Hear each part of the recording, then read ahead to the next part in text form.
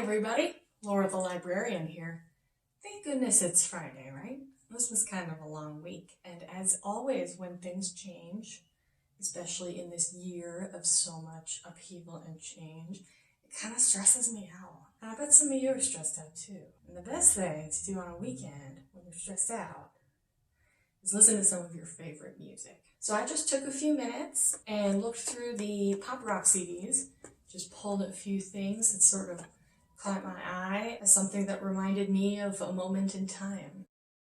Alright, so this is Ben Folds along with British author Nick Hornby. They did an album together called Lonely Avenue. This came out at the height of my Ben Folds fandom, and so I saw him perform at Overture Hall in Madison, and it was an awesome concert. Ben Folds concerts are really fun. I've been to a couple because he always gets the audience involved. Like he has, different groups of people sing different notes, so we all build a chord. In any case, Picture Window is one of the most heartbreaking songs I've ever heard, but it always makes me feel good because it makes me think of seeing him in concert and being in a place with so many other people sharing something so wonderful. Hello, fellow millennials. This is This Fire by Paula, which includes the songs Where Have All the Cowboys Gone and I Don't Want to Wait, also known as the Dawson's Creek theme song. I did not really watch Dawson's Creek when it was on, but this song was everywhere. It was everywhere. It was on the radio at a time in my life, and I think in sort of the cultural life of the country, that a lot of people were listening to kind of all the same stuff on the radio all the time. So it's one of those sort of shared songs. I can talk to pretty much any young woman who's roughly my age, make like a "Where Have All the Cowboys Gone" joke, and she'll get it. I also went through a little bit of a Coldplay phase, kind of right at the end of my high school career. I think was when X and Y came out. But I love Viva La Vida because there's just something so striking about that opening drum beat to the song Viva La Vida. Even though my opinions on Coldplay have sort of changed over time, that's one of those songs that's just in my soul. I can't shake that one. So when I was a kid, we were a Beatles house. My mom totally loved the Beatles, and she was particularly a Paul McCartney fan. Anyway, I always really liked Revolver because there are some just great songs on here. I think the 1, 2, 3 punch of Good Day Sunshine, And Your Bird Can Sing, and For No One is maybe my favorite 3-song set ever. It's just so delightful to listen to. This is a great album. Alright, I also pulled, so we did listen to Paul McCartney's solo career in my home, and this one came out when I was a kid. 97. Okay, so I was about 10 when this came out. And honestly, I don't recall, how sometimes you can just recall songs right off the top of your head.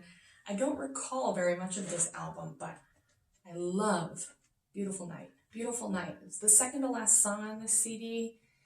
It has some of that just really classic Paul, simplicity with a little bit of bombast. Anyway, it just makes me think of being a kid. I wasn't a teenager yet, and just having kind of a nice time with your life. Amos Lee, Mission Bell. I was never a huge Amos Lee fan, but he was really popular when I was in college, and a lot of friends of mine really liked him. And my college's events committee got him to come play for us in our teeny tiny little club. That's one of the strangest concerts I've ever been to because it was supposed to be our annual spring outdoor rock fest. So fun. But it rained disastrously. And so everyone was ready for a big party, and instead we all went inside. We were wet. We were all in this little room. I mean, it's bigger than you think, but it's not a very big room. And some of his stuff is so quiet and gentle and hypnotic, and it's all of us were just lulled and mesmerized. It's a beautiful day. Pretty recent album. This is Modern Vampires of the City from Vampire Weekend. Vampire Weekend is one of my favorite bands. Yeah, this album makes me think of a very specific time in my life as a young adult. So when I was living with a friend of mine, and we spent a lot of time sharing music with each other, and I just couldn't get her on board with Vampire Weekend.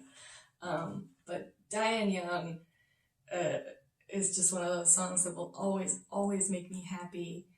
It's got that sweet little like rock back beat and then like surf guitar licks. Oh, so good. This is an album that I don't really know at all, but I pulled it because The Dog Days Are Over was kind of everywhere for a while. And that song, I don't know what it is about that song. It's so uplifting. It's so joyous. It feels like happiness exploding out of your soul whenever you listen to it. It's a great song. This is James Taylor's Greatest Hits. This was a big listen in my family when I was young on car trips. Except we would always stop before Steamroller because it's like a live version and I think he says a bad word. But anyway, the first 11 songs on this album I know like the back of my hand. I could probably sing this whole album for you front to back. It is full of just some really beautiful songs, lots of fun, and it's always great when you and a group of people know something so intimately that you can share it. So this is one where you pop it in, me and my brother and my sister will all be singing along, we'll all be enjoying it, we'll all be having a good time. James Taylor. My sister was the first person in my family to really get on the Sara Bareilles train. She was a little bit younger, a teen, I think, when Love Song was a big hit. And at that time, she was a pretty good piano player. So she was always interested in female musicians who were piano players. I really came around on her on this album, Kaleidoscope Heart. It opens with this, like, it's almost like an a cappella arrangement, but it's, it's vocal chords, very beautifully arranged. Just this like really spare, gorgeous melody. And then it goes right into Uncharted, which is one of my favorite songs of all time. Just the way it sort of lilts and it makes you feel so good. Anyway, I love Sara Bareilles, and this is a great album if you haven't heard it. Full of lots of delightful musical moments. I feel better just talking about music, guys. So I hope you find time to relax this weekend with some music. Let it fill your soul. Let it rejuvenate you. You can share some of your favorites with me in the comments. Let me know what you like to listen to, particularly stuff that makes you happy and stuff that helps you relax. I think we need both of those things right now. And don't forget to follow us on Spotify, where I'm always updating a playlist with selections from the new albums that we have here in the library. We didn't do Summer CD Club this year, but if you are looking for a recommendation, I can totally give you one. Just give us a call. Have a great weekend. Bye.